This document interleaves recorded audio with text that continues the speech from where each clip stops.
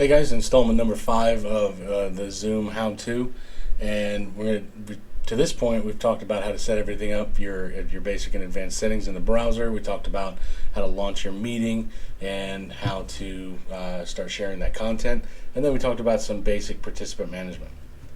There's some additional features that are actually really fun and really handy that are useful to use. One that I talked about during the settings was called the breakout rooms. So you notice that on my master panel here, inside of my gallery view down here in my master panel, I've got breakout rooms, and I can actually automatically move people out of this current room and into an additional breakout room. And as that happens, right, I can assign participants manually. So if I know I've got 2 people that don't work very well together or anything like that, I can split them apart, or I can automatically assign a certain number of participants to each room. So let's say I've got 10 rooms or 10 students, and maybe I want 2 to a room. I can create 5 rooms. Maybe I want 5 to a room, and I can create 2 rooms. And when I do this, what happens is I click create room, and I can move 2 people to different rooms. I can exchange people in and out of those rooms. I can add new rooms. I can recreate previous rooms to reset everything. And then in my options, I've got some different features here as well. One says I'm going to move all participants into the breakout rooms automatically. So basically, if I hit the button that says open all rooms, they would automatically move. Nobody has to do anything at all. I can allow my participants to return to the main session at any given point in time that I want to. I can close them after a certain amount of time. The default, I believe, is 30 minutes. But if you only want to put them away in a breakout room for maybe 10 minutes, you can reset this, and then you can also notify them when the time is up so you know when to hit the button.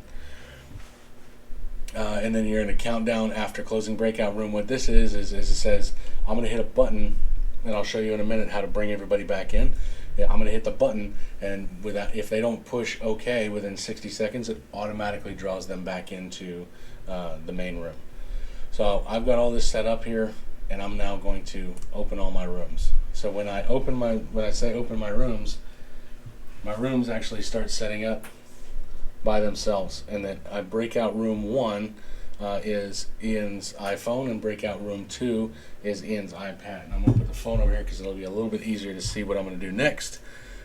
Here, what I can do from this spot right here, after I put them out into the breakout rooms, I can still chat into those rooms. I can even join into those rooms. And say I wanted to let everybody know, hey, there's 5 minutes left in breakout. And if I hit broadcast, you'll actually see it display on the top of the chat window there for the participant. It displayed on the other one as well, but it's a lot harder to see. So I can do that, and I can launch different messages to other people. I can also leave this room and join another room. Why this is kind of beneficial is you can kind of just pop in and check on room progress, and you can move from room to room to room and listen to some of the conversation, make sure people are staying on track, staying on target, and be able to answer any questions that might pop up. It's kind of almost the same thing as walking around the room, walking around the classroom when people are in little breakout sessions. If you're recording your session and you're putting everything to the cloud, it will only record the main room. No matter what room you go into, the recording does not follow you.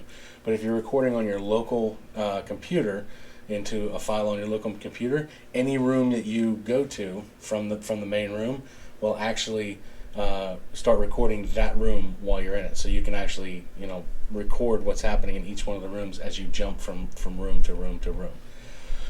So I'm going to join Ian's iPad real quick.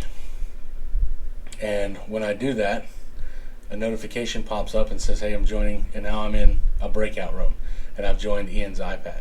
And I can leave my current breakout room, and I can return to the main session. I can leave the meeting, or I can just stay wherever. I'm going to go ahead and return to the main session, and I've got a window popped up over here, it tells me what's happening. And now I'm back in the main session, and I get a banner notification of that. And again, I can then still go to my breakout rooms, and I can jump and I can join. and I can move different people. Maybe I see somebody in a room that's being really disruptive. I can grab them and I can move them to another breakout room, and it will automatically move them and join them into another room.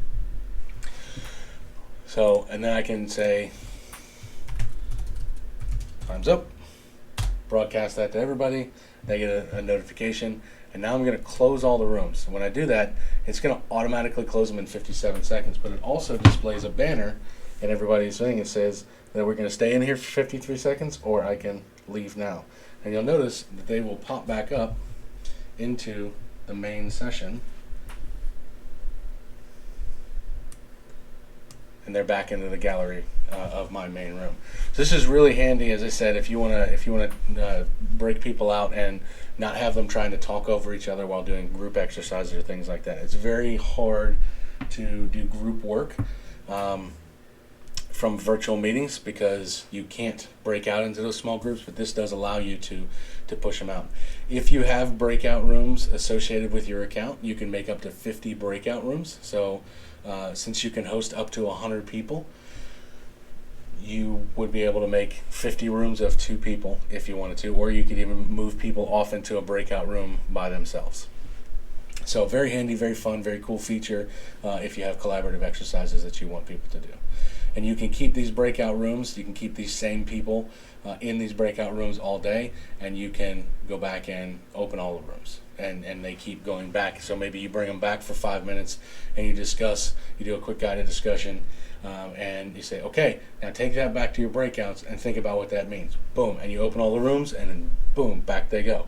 And then once they're done talking about that, you can bring them back. And at any point in time, when they're in their breakout rooms, they can actually choose to leave and go back to the main session. So it's actually a very handy way to kind of allow for small group collaboration in a remote setting. So I hope this helped, and I'll be back with another video shortly.